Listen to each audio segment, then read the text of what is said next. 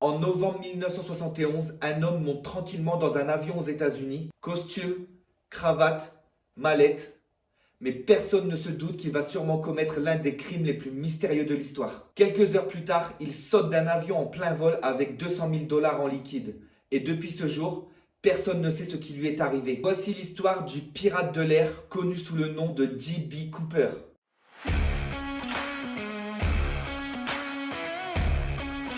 Tout commence à l'aéroport de Portland International Airport. Un homme achète un billet à destination de Seattle. Le billet est au nom de Dan Cooper. Jusqu'ici, rien d'anormal. Il s'installe alors à bord du Boeing 727. Après le décollage, il commande un whisky, tranquille, et il passe une note à l'hôtesse de l'air. L'hôtesse de l'air croit alors que c'est un numéro de téléphone, mais pas du tout. L'homme se penche alors vers elle calmement et lui dit « Mademoiselle, vous devriez lire la note, j'ai une bombe ». Dans sa mallette, il montre alors à l'hôtesse de l'air des fils, ce qui ressemble à des explosifs. À ce moment précis, l'avion vient d'être détourné. À ce moment-là, l'homme reste incroyablement calme. Ses demandes sont simples, 200 000 dollars en liquide, 4 parachutes. Il menace alors de faire exploser l'avion. Du coup, les autorités acceptent. Quand l'avion atterrit à Seattle, le FBI livre l'argent. Il libère alors tous les passagers, mais il garde avec lui les pilotes et une hôtesse de l'air.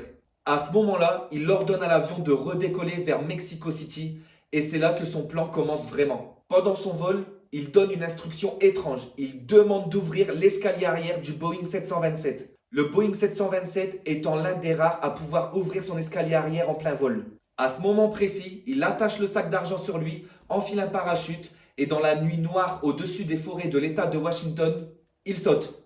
Évidemment, il saute sans équipement professionnel. Ils étaient à presque 3000 mètres d'altitude et quand l'avion atterrit, il n'est plus là, plus de traces de lui. L'affaire devient l'une des plus grandes enquêtes du FBI. Des milliers de suspects sont interrogés, des grandes recherches sont lancées dans les forêts, mais aucun corps n'est retrouvé, aucune trace de lui, plus rien.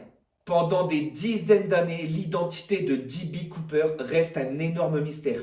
Mais où est-ce qu'il est passé ? Il n'y a qu'un seul indice, c'est en 1980, un enfant a trouvé dans le sable des billets enterrés à côté de la rivière Columbia River.